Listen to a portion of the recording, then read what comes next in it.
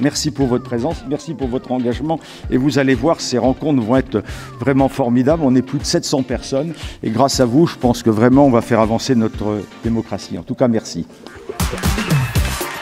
Les rencontres européennes de la participation sont devenues le rendez-vous annuel des praticiens, professionnels et engagés de la participation.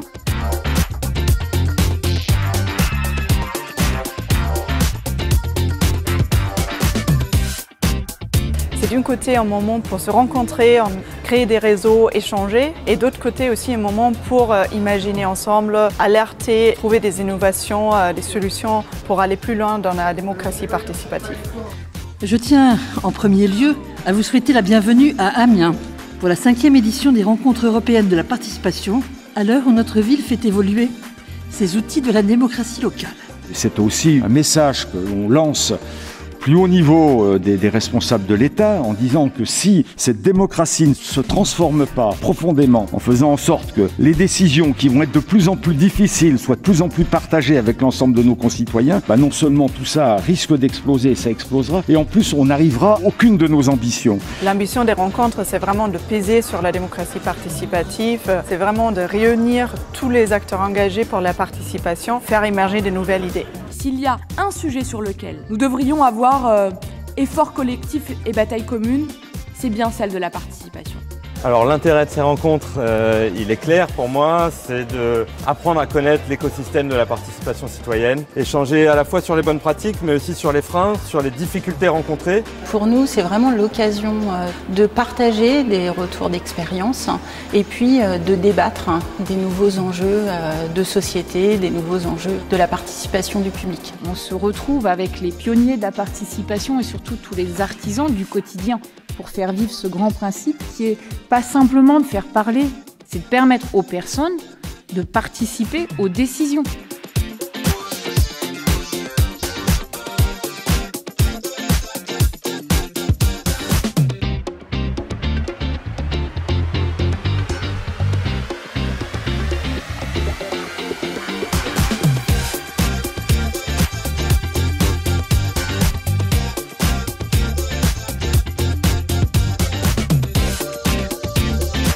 Bienvenue sur cet atelier qui est dédié à un échange sur la concertation sur des activités industrielles au service de la transition énergétique. On ne peut jamais préjuger de la manière dont un projet va être accueilli. On rencontre des gens, on rencontre des élus, on se fait une idée de ce qui va sortir pendant le débat.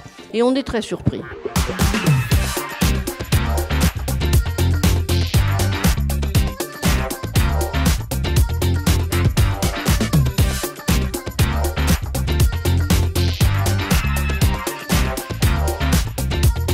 Quid de ce qui s'est passé sur le Covid? Alors qu'on est averti que le conseil scientifique était plutôt très ouvert sur cette participation citoyenne, on n'a pas bien réussi. C'est en partie de notre faute, en partie de la faute du gouvernement, qui ne nous a pas écoutés pour certains aspects, et en particulier celui-là. Et justement, créer les possibilités d'envisager de nouvelles formes de représentation démocratique en plus de l'élection. Quand il y avait un grand projet au niveau du débat permanent, quand il revenait, il nous en parlait parce qu'il faisait toujours le compte rendu. On se disait, mais pourquoi ne pas le faire nous aussi?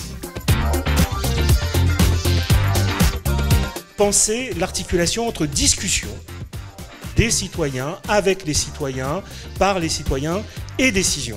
J'ai mis en place, en tant que parlementaire et comme présidente, des commissions délibératives qui sont en réalité des commissions qui sont prévues dans notre règlement du Parlement. Donc c'est vraiment une commission parlementaire instituée qui fait rencontrer des citoyens et citoyennes tirés au sort et des parlementaires. Ce qui est intéressant quand on parle de convention citoyenne Covid, c'est de voir le lien extrêmement fort entre les politiques de santé publique et les enjeux démocratiques. Dès le début de la crise, il était question d'experts, mais jamais la parole du citoyen n'a été prise en compte. On va avoir à pouvoir vous partager aujourd'hui des exemples de collectivités, mais surtout des collectivités dont on a voulu qu'elles puissent illustrer les différentes manières d'associer le public. La participation démocratique, d'abord à la communauté européenne et à l'Union européenne, c'est quelque chose qui hante les débats à Bruxelles et ailleurs depuis toujours. Il faut se reporter à l'historique, à l'histoire de la construction européenne, parce que l'histoire de la construction européenne, finalement, elle ne repose qu'autour d'un seul mot qui s'appelle le consensus.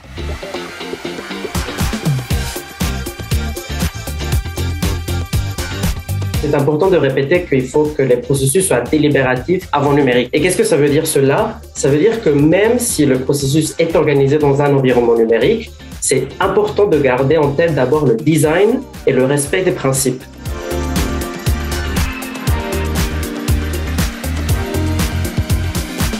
Le club des élus locaux, il a été créé lors de nos rencontres à Mulhouse en 2020 et il réunit des élus en charge de la participation qui échangent de manière informelle et conviviale sur leurs bonnes pratiques en matière de participation et concertation citoyenne.